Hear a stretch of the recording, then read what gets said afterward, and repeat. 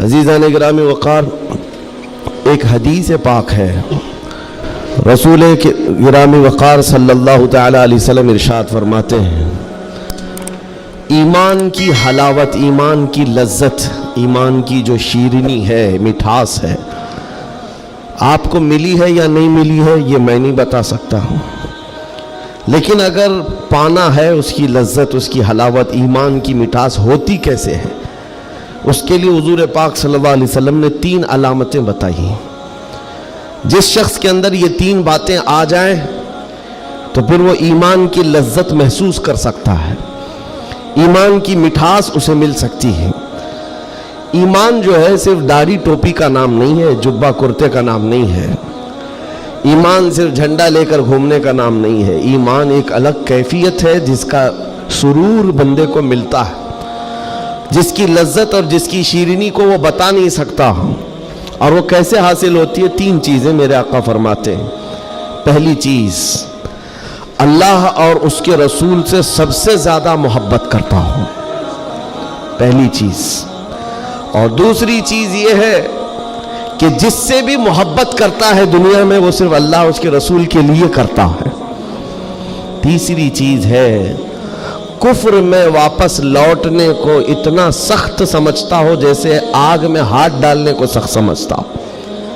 آگ میں ہاتھ ڈالنا کسی کے لیے آسان ہوگا، لیکن کفر و شرک کی طرف جانے کو سخت ناپسند کرتا ہو. یہ 3 چیزیں اگر تمہارے اندر آ گئی تو ایمان کی لذت مل جائے گی، ایمان کی مٹھاس مل جائے گی. زندگی میں سب سے زیادہ پرائیورٹی کس چیز کو ہو؟ اللہ اور اس کے رسول کو. دوسری چیز، دنیا میں جس سے بھی تعلق بنے گا وہ صرف اللہ اور اس کے رسول کے لیے بنے گا. تیسری چیز، کفر کی طرف کبھی لوٹنا پسند ہرگز نہ کرے، بلکہ کفر کا نام سنتے ہی اس کے اندر ایسی ہیبت آ جائے کہ میں آگ میں ہاتھ ڈالنا تو پسند کروں گا لیکن کفر کی طرف ہرگز نہیں جا سکتا. یہ 3 چیزیں تمہارے اندر ہیں یا نہیں، آپ آبزرو کر لیں، خود آپ اس کا احتساب کر لیں کبھی بیٹھ کر کے کہ میں زندگی میں سب سے زیادہ کس سے محبت کرتا ہوں. اگر اللہ اس کے رسول سے سب سے زیادہ محبت کرتے ہو تو اس کا مطلب ہے کہ پہلی چیز تمہارے اندر آ گئی ہے. اور اپنے تعلقات کو دیکھ لو، جس سے بھی آپ کے تعلقات ہیں وہ اللہ اس کے رسول کی رضا کے لیے ہے تو دوسری چیز بھی تمہارے اندر ہے. اور تیسری چیز بہت امپورٹنٹ ہے جو اس زمانے کے لیے ہے، کفر کی طرف لوٹنا اتنا ناپسند کرتا ہو جتنا آگ میں جانا بھی ناپسند نہ کرتا ہو. یعنی آگ میں جانا جتنا اس کے لیے ناپسند ہے اس سے زیادہ کفر میں جانے کو ناپسند کرتا ہو. یہ چیز اگر آپ کے اندر ہے تو میرے عزیزو ایمان کی لذت مل جائے گی، ایمان کی مٹھاس مل جائے گی. اس دور کے حالات کے اعتبار سے میں اگر اب بات کروں، قرآن کی آیت تو 1400 سال سے یہ اعلان کر رہی ہے، وَمَنْ يَبْتَغِي غَيْرَ الْإِسْلَامِ دِينًا فَلَنْ يُقْبَلَ مِنْهُ. اسلام کے علاوہ کسی بھی دین کی طرف تم منہ بھی لگائے، توجہ بھی کیے تو قیامت کے دن پھر وہ سب سے بڑے گھاٹے میں ہوں گے، ہرگز قبول نہیں کیا جائے گا. میں بات یہاں سے شروع کرتا ہوں کہ آج لوگوں نے اس کو ہلکے میں لینا شروع کر دیا، چاپلوسی کرتے کرتے، خوشامد دوسروں کی واہواہی حاصل کرنے کے لیے کبھی پوجا پاٹ میں بھی شریک ہو گئے، کبھی ان کی رضا حاصل کرنے کے لیے ان کی محفل میں بھی بیٹھ گئے، اللہ اور اس کے رسول کو چھوڑ دیا. تمہارے دین میں کمی کس بات کی ہے؟ کتوں کو راضی کرنے کے لیے شیر کبھی کتا نہیں بنتا. ایک بات یاد رکھو، رسول پاک صلی اللہ تعالیٰ علیہ وسلم کا جو سپاہی ہے وہ ہر گھڑی ہر میدان میں سپاہی ہے. اسے کس چیز کی کمی ہے؟ کس چیز کی کمی ہے؟ جو عزت ملی ہے وہ نام مصطفیٰ سے ملی ہے. ایک صحابی ہیں حضرت نعمان، ایک بادشاہ کے ہاں گئے تھے ایمبیسیڈر بن کر کے، ترجمان حضور کے قاصد بن کر گئے تھے. بہت دور ملک تھا، میرے آقا مدینے میں ہیں، لیکن جانتے ہو اس بادشاہ نے آپ کے آنے کے لیے ریشم کا قالین بچھایا، سونے کی کرسی لگائی. لیکن وہ صحابی رسول جیسی آئے، اپنی تلوار سے انہوں نے ریشم کے قالین کو پھاڑ دیا، زمین پر چلنے لگے. اور کرسی جب سونے کی کلائی کی ہوئی کرسی بچھائی گئی ان کے لیے، بادشاہ نے بہت عزت دیا کہ محمد عربی کا قاصد آیا ہے، سفیر آیا ہے، لیکن انہوں نے کرسی کو بھی ٹھکرا دیا، کہا مجھے دوسری کرسی لاؤ. کیوں؟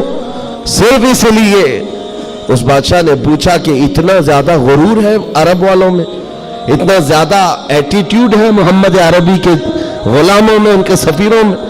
صحابی رسول نے کہا نہیں، نہ یہ غرور ہے نہ یہ تکبر ہے۔ میرے آقا صلی اللہ تعالی علیہ وسلم نے فرمایا ریشم کا استعمال مرد کے لیے حرام ہے، سونے کا استعمال مرد کے لیے حرام ہے، تو میں مدینے میں رہوں تب بھی غلام ہوں، دنیا میں کہیں پر رہوں تب بھی میں غلام ہوں۔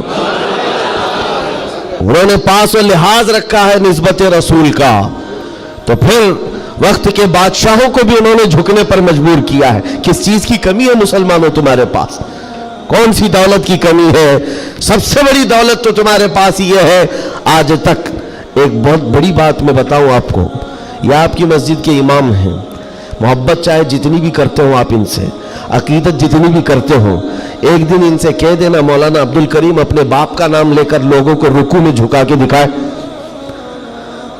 لوگوں کو اللہ اکبر کہنے کی بجائے اپنے باپ کا نام یا بادشاہ کا نام لے کر سجدے میں جھکا کر کے دکھائے، کوئی جھک سکتا ہے؟ ارے بادشاہ وقت بھی یہاں آ کر کھڑا ہو جائے اور کہے میرے نام سے جھک جاؤ، مجال ہے کوئی ایک بھی پیشانی جھکے گی؟ نہیں جھکے گی۔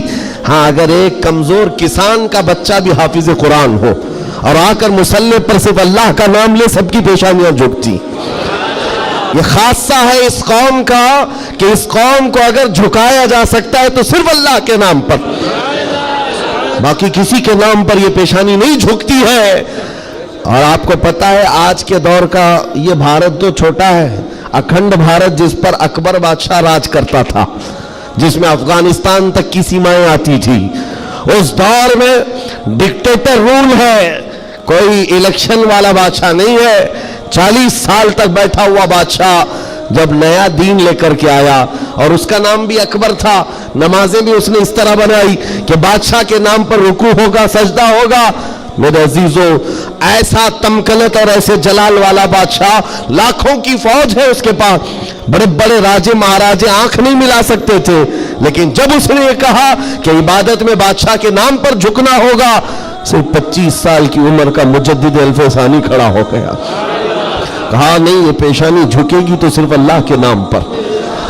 حد ہو گئی میرے عزیزوں، بادشاہ وقت جس کے پاس سارا جبر طاقت ہے نہیں جھکا سکا، اور جھکانے کے لیے اس نے ایک بار کیا کیا، دربار میں اتنا چھوٹا سا دروازہ بنایا کہ آنے والا جھک کر کے ہی آئے، جو بھی دربار میں آئے وہ جھک کر، سیدھا آ نہیں سکتا تھا، اتنی چوکھٹ چھوٹی بنا دی۔